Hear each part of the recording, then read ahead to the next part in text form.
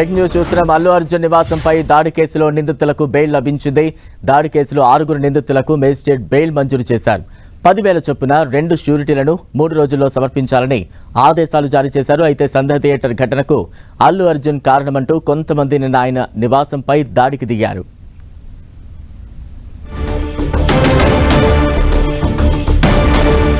అల్లు అర్జున్ నివాసం వద్ద దాడికి దిగిన ఆందోళనకారులకు బెయిల్ మంజూరైంది. తాజా అప్డేట్స్ అందించేందుకు మా ప్రతినిధి సునీల్ సిద్ధంగా ఉన్నారు. సునీల్, సంధ్యా థియేటర్లో జరిగినటువంటి దాడి కేసులో అటు బాధితురాలకి ₹1 కోటి నష్టపరిహారం చెల్లించాలంటూ కూడా నిన్న ఉస్మానియా యూనివర్సిటీ జేఏసీ అభ్యర్థులు అల్లు అర్జున్ నివాసం వద్ద కొంత ఆందోళన సృష్టించారు.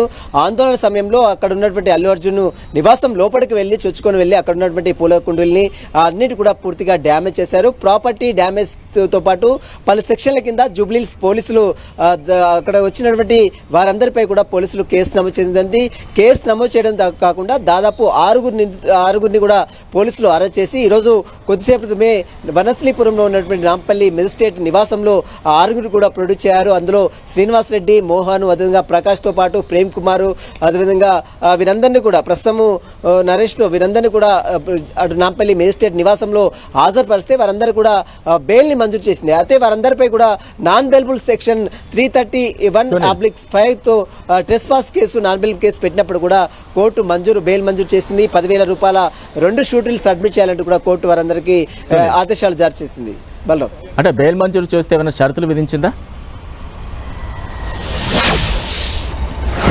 షరతులు అంటే మళ్ళీ ఇలాంటి ఘటనలు మళ్ళీ పునరుద్ధం కాకుండా చూడాలి. మరోవైపు 3 రోజుల్లో 10,000 షూటీలు 2 షూటీలు సబ్మిట్ చేయాలంటూ కూడా కోర్టు ఆదేశాలు జారీ చేసింది. పోలీసుల విచారణకు సహకరించాలంటూ కూడా కోర్టు కొన్ని ఆదేశాలు ఇచ్చినట్టు కూడా సమాచారం తెలుస్తుంది. ఏదేమైనప్పుడు కూడా అల్లు అర్జున్ నివాసంలో ఈ విధంగా దాడి చేయడం పట్ల అటు పొలిటికల్ గా అటు రాజకీయ నేతలు కూడా తీవ్ర విమర్శలు చేస్తున్నారు.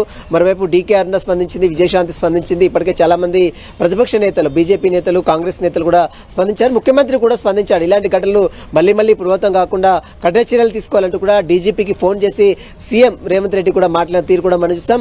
ఈ ఘటనలో పోలీసులు కూడా జూబ్లీహిల్స్ పోలీసులు కూడా 6 అరెస్ట్ చేశారు, 4 సెక్షన్స్ పెట్టారు. కానీ కోర్టు మాత్రం కన్సిడర్ చేస్తూ వాళ్ళకి బెయిల్ కూడా మంజూరు చేసింది. వాళ్ళు సునీల్, అంటే ఇటువంటి ఘటనలు మరోసారి జరగకుండా ఉండేందుకు పోలీసులు ఎటువంటి జాగ్రత్తలు చేపడుతూ ఉన్నారు? ముఖ్యంగా అల్లు అర్జున్ నివాసం వద్ద ఎటువంటి భద్రత ఏమైనా కల్పించారా? అల్లు అర్జున్ నివాసం వద్ద పోలీసులు ఒక 4 పోలీసులని కానిస్టేబుల్స్ పెట్టి బందోబస్తును ఏర్పాటు చేస్తారు. ఎవరిని కూడా లోపలికి అనుమతించడం లేదు. ఎవరైనా వస్తే మాత్రం వారిపై కఠిన చర్యలు నాన్ బెయిలబుల్ సెక్షన్స్ పెడతాం, ఖచ్చితంగా కేసులు నమోదు చేస్తామంటూ కూడా జూబ్లీహిల్స్ పోలీసులు హెచ్చరిస్తున్నారు. ఇప్పటికే ముఖ్యమంత్రి రేవంత్ రెడ్డి కూడా దీనికి సంబంధించిన ఘటనపై పూర్తిగా దర్యాప్తు జరిపించాలి, ఎవరిని కూడా ఉపేక్షించలేదు. ఇలాంటి ఘటనలు మళ్ళీ జరగకుండా రాష్ట్రంలో శాంతి భద్రతలు కాపాడాలంటూ కూడా ఇప్పటికే ముఖ్యమంత్రి రేవంత్ రెడ్డి అటు డీజీపీ జితేందర్ కాల్ చేసి మాట్లాడిన తీరు కూడా మనం చూస్తాం. నిన్న జరిగిన సంఘటనలో 6 ఓయూ జేసీ నేతల్ని అరెస్ట్ చేశారు. వారందరినీ కూడా ఈ రోజు కొద్దిసేపు క్రితమే వనశ్లీపురం కమలానగర్ లో ఉన్నటువంటి మెజిస్ట్రేట్ నివాసం తీసుకెళ్లి వాళ్ళని ప్రొడ్యూస్ చేశారు. కానీ వారికి బెయిల్ మంజూరు చేసింది. 10,000 షూటీలు 2 సబ్మిట్ చేయాలి, 3 రోజుల్లో ఈ షూటీలు మొత్తం సబ్మిట్ చేయాలంటూ కూడా కోర్టు ఆదేశాలు చేసింది. దీంతో వారందరూ కూడా బెయిల్ పై బయటికి వచ్చే అవకాశం కూడా కనబడుతుందని చెప్పొచ్చు. Right, thank you Sunil.